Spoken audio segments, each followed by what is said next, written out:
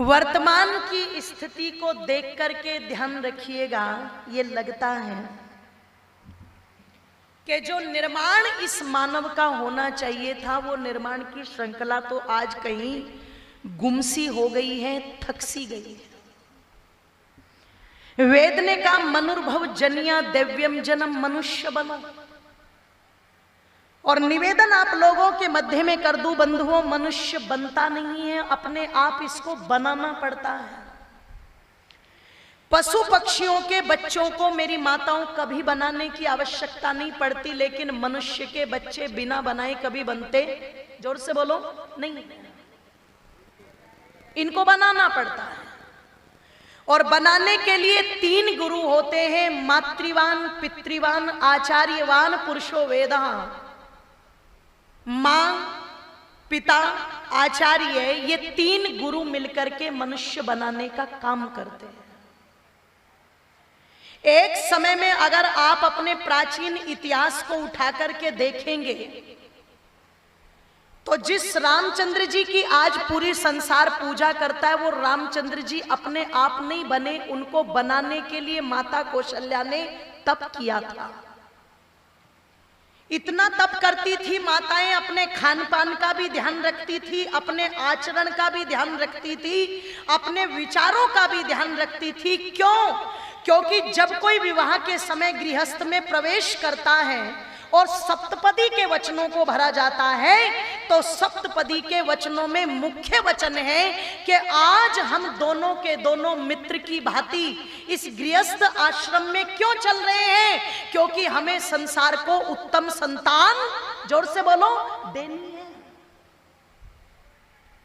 और जो माता पिता उत्तम संतान समाज को दे पाते हैं वो पुण्य के अधिकारी है।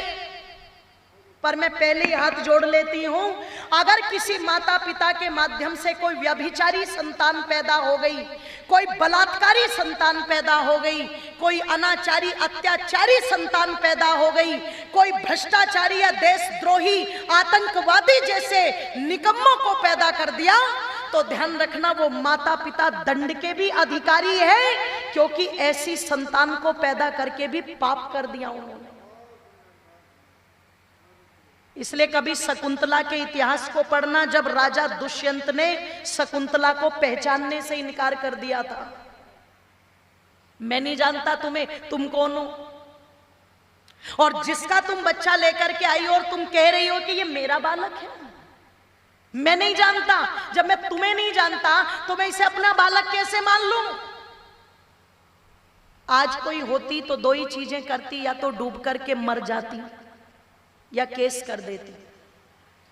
पर शकुंतला ना तो डूब करके मरी और ना कोई वितंडावाद खड़ा किया। उसने कहा कोई बात नहीं महाराज, नहीं जानते तो कोई बात नहीं, तुम्हें क्या लगता है, मैंने इस संतान को जन्म दे दिया और मैं कमजोर पड़ गई? बिल्कुल मत मानना। अगर कोई व्यक्ति प्यासे स्थान पर एक बावड़ी बनवा दे तो उसे बहुत पुण्य मिलता है, पर 100 बावड़ियों से ज्यादा पुण्य उस व्यक्ति को मिलता है जो एक कुआं खुदवा देता है। और 100 कुएं खुदवाने का पुण्य जिस व्यक्ति को मिलता है ना, किसी ने 100 कुएं खुदवा दिए हो, और जितना पुण्य 100 कुएं खुदवाने वाले को मिलेगा उतना पुण्य एक यज्ञ करने वाले व्यक्ति को मिलता है। और महाराज सुनो, अगर किसी व्यक्ति ने 1000 बड़े बड़े यज्ञों को किया हो तो जो पुण्य 1000 यज्ञों के करने पर मिलता है, वो पुण्य एक मां को उत्तम संतान पैदा करने पर मिलता है। किसी शूकर कुकर को जन्म नहीं दिया, एक वीर योद्धा को जन्म दिया है जो शेरों के बच्चों से खेलता है। और शेरों को पैदा करके शेरनियां घबराया नहीं करती, वो कमजोर नहीं पड़ा करती, वो तो जंगल में निर्भय होकर के विचरण करती है जब किसी शेर औलाद जन्म दे देती है। वो आप सोचो जरा, ये मेरे देश का निर्माण था माताओं का। इसलिए मदालसा ने जब चाहे सन्यासी बना दिए और जब चाहे, जोर से बोलो, राजा बना दिए। निवेदन कर दूं, जब चाहा माता जीजाबाई ने 14 वर्ष की उम्र में छत्रपति शिवाजी जैसा शेर पैदा कर दिया, जिसने 14 वर्ष की आयु में ही सिंहगढ़ के किले से मुगलों के झंडे को नीचे डाल दिया था और अपनी वैदिक संस्कृति का ध्वज वहां पर लहरा दिया था। ओ मेरी माताओं, इसीलिए आपको कहा गया है माता निर्माता भवती, मां निर्माण करती है। तुम जैसा चाहो वैसा निर्माण कर सकती हो, पर निर्माण कौन करेगी? निर्माण वो करेगी जो माता के लक्षणों को धारण करके चलती है। निर्माण कौन करेगी? निर्माण वो करेगी जिसका उद्देश्य है कि मेरे गर्भ में जो बालक पल रहा है, मैं इसे धर्म के लिए तैयार करूं, मैं इसे समाज के लिए तैयार करूं, मैं इसे राष्ट्र के लिए तैयार करूं। इसलिए वो माता तो पूरी ताकत लगा देती है संतान का निर्माण करने पर, वो पिता पूरी ताकत लगा देता है संतान का निर्माण करने पर वर्तमान में मैं देखती हूं माताओं के अंदर से यह भाव समाप्त हो चुका है, पिता के अंदर से यह भाव समाप्त हो चुका है। वो लोगों कभी इतिहास पढ़ना शांतनु महाराज का, जिस समय शांतनु महाराज का विवाह जाह्नवी के साथ हुआ था, राजा जनू की लड़की थी, उस समय अपने पति को विवाह से पहले ये बात कह दी थी कि 5 वर्ष तक मैं अपनी संतान को जहां चाहूंगी वहां उसका पालन पोषण करूंगी। आप यदि कोई हस्तक्षेप न करे तो मैं विवाह करूं, नहीं तो मैं नहीं करूंगी। विवाह नहीं हुआ, पर ध्यान कहां धर रखा है? संतान के, जोर से बोलो, निर्माण पर।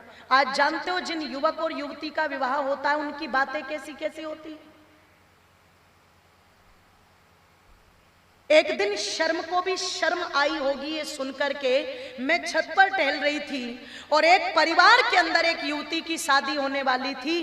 फोन पर अपनी सहेली को बता रही है, मैंने तो अपने होने वाले हस्बैंड से बोल दिया कि मैंने आज तक ड्रिंक नहीं की, ये मेरे घर वाले जो है ये ओल्ड फैशन है, इसलिए मेरी इच्छा है शादी के बाद में हम सबसे पहले जब घूमने जाए तो मैं सबसे पहले ड्रिंक करूं, शराब पीऊं। ये किसे जन्म देंगे? आप सोचो, जिनका उद्देश्य विवाह के बाद में शराब पीने का है, जिनका उद्देश्य विवाह के बाद में क्लब में पार्टियां करने का है, जिनका उद्देश्य विवाह के बाद में छोटी छोटी ड्रेस पहन करके अपने प्रदर्शन करने का है, ये क्या आगे की नींव तैयार करेंगे?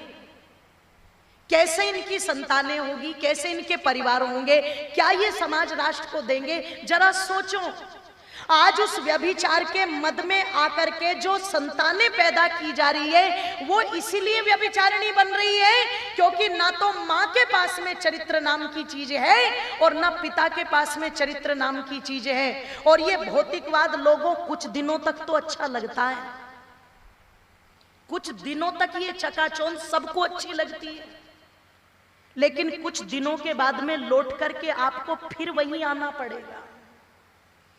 आपके बच्चे अगर आपके मुंह पर सिगरेट का धुआं उड़ाते हैं तो आपको बुरा लगेगा। आपकी बेटी आपके सामने छोटे छोटे कपड़े पहन के शराब पी के धूत होके आएगी तो आपको बुरा लगेगा।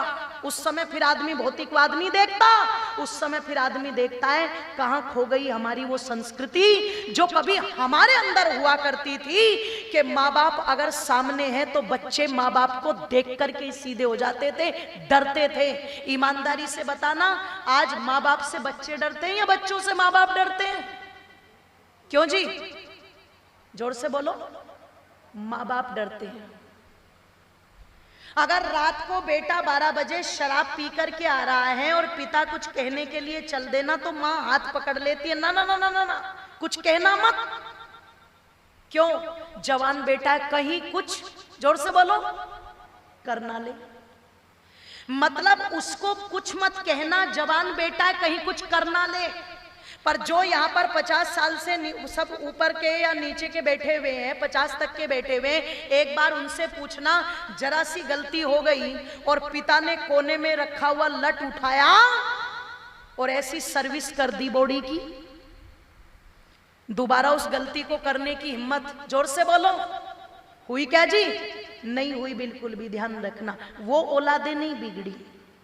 अरे कुंभकार भी घड़ा बनाता है तो थोड़ी चोट तो उसे भी देनी पड़ती है घड़े को आकार देने के लिए। अगर वो थोड़ी चोट भी नहीं दी जाएगी तो कैसे उसमें वो सही आकार आएगा। आज लाड़ प्यार देकर के संतानों को बिगाड़ने के साधन माँ ने भी बना दिए, पिता ने भी बना दिए, और विद्यालय में चले जाओ तो सरकार ने अध्यापकों के भी हाथ बांध दिए कि चाहे हमारे बच्चे बिगड़े चाहे सुधरे तुम्हें कुछ नहीं कहना। तो मास्टरों को क्या पड़ी है उनको कुछ कहने की? मास्टरों को क्या पड़ी है कुछ कहने की? अध्यापक क्यों बोलेंगे?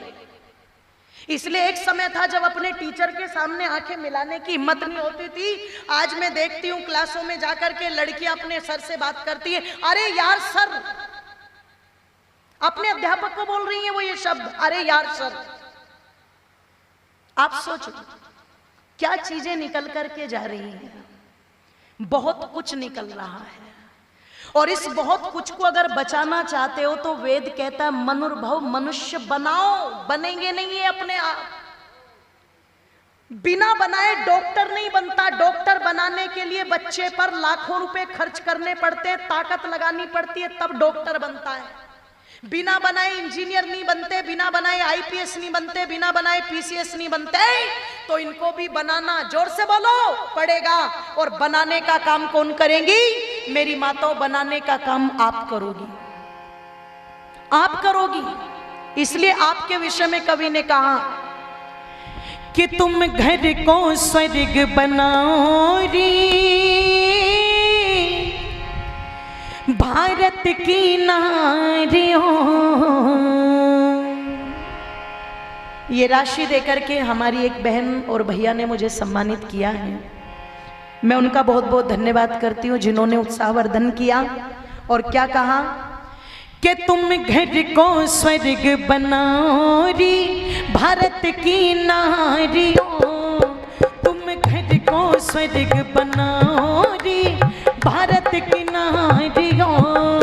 भारत की नारियों, भारत की नारियों, भारत की नारियों, भारत की नारियों। तुम वैदिक, तुम वैदिक, तुम वैदिक धर्म निभाओ री, भारत की नारियों। तुम वैदिक धर्म निभाओ री, भारत की नारियों। तुम घर को स्वर्ग बनाओ री, भारत की नारियों। तुम घर को स्वर्ग बनाओ री, भारत की नारियों। तुम घर को स्वर्ग बनाओ री, भारत की नारियों।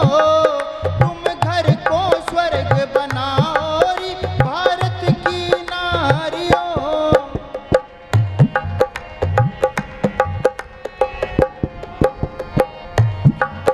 तुम राम भरत की माता, अब जागो भाग्य विधाता। तुम राम भरत की माता, अब जागो भाग्य विधाता। वीर थाना, ए वीर थाना, वीर थाना समय गवाओ री, भारत की नारियों। वीर थाना समय गवाओ री, भारत की नारियों। तुम घर को स्वर्ग